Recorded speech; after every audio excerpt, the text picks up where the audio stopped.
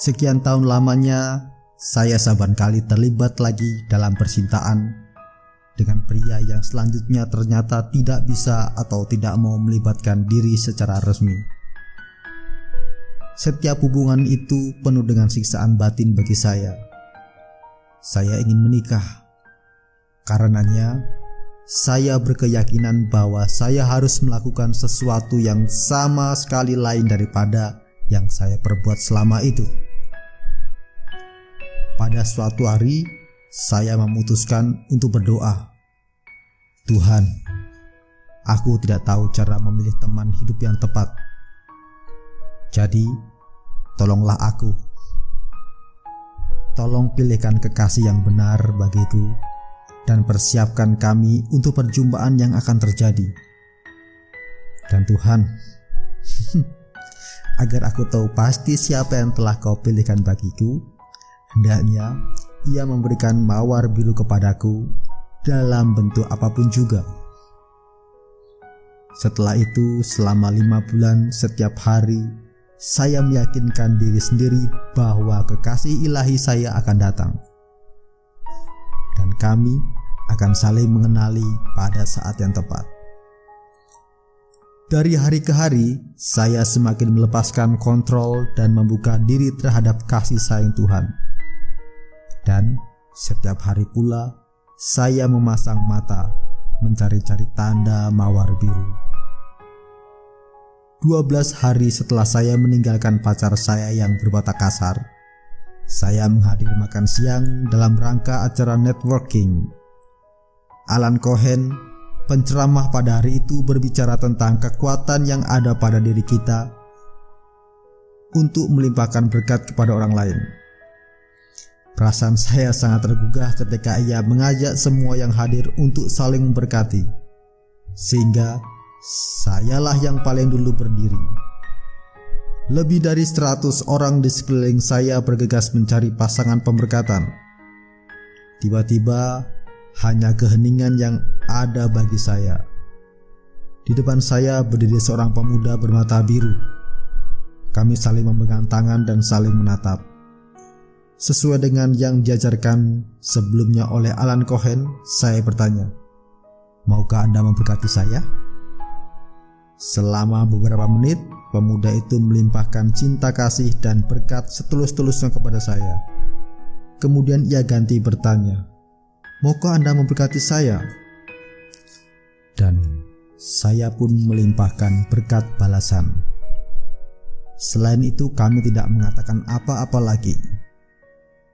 Latihan pemberkatan selesai dan kami kembali ke tempat duduk masing-masing.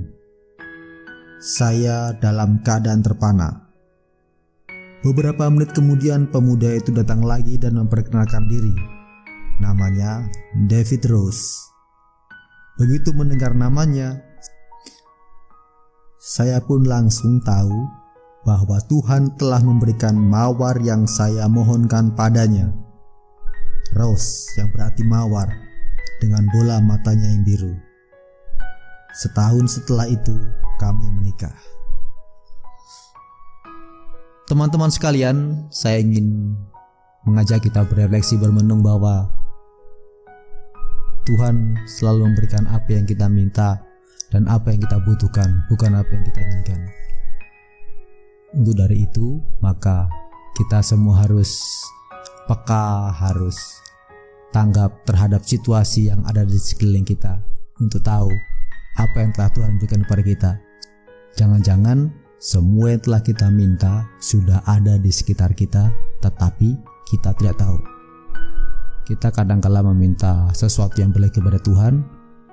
Misalnya kita minta mobil, kita minta rumah, tetapi yang lebih utama adalah Tuhan memberi kita kesehatan.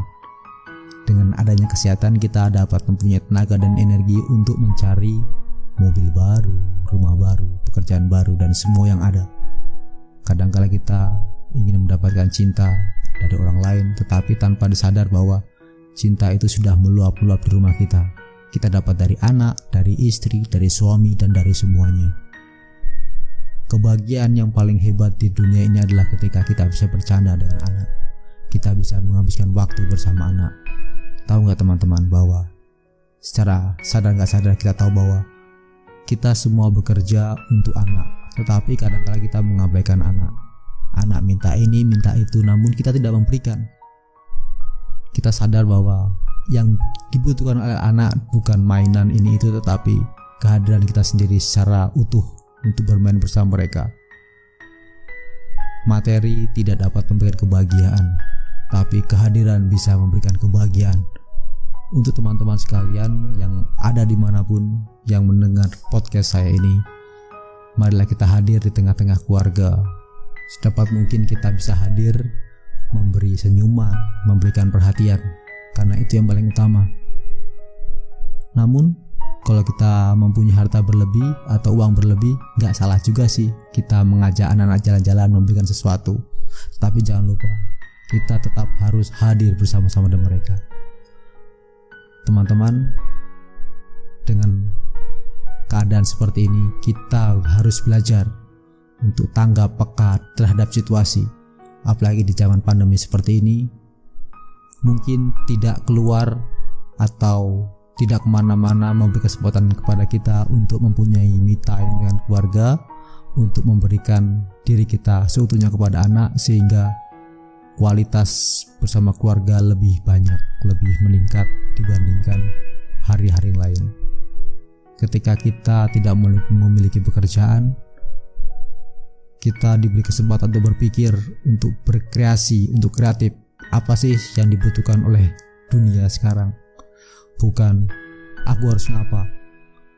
Karena kalau kita berpikir hanya diri kita sendiri, maka kita tidak dapat memperoleh apa-apa. Tetapi jika kita melihat apa yang dunia butuhkan, maka kita dapat menyumbangkan diri kita, apa yang kita miliki, dan melakukan sesuatu yang baik. Ingat, jangan berpikir dan berharap kita mengejar uang, tetapi berharaplah kita melakukan yang terbaik dan uang akan mengejar kita.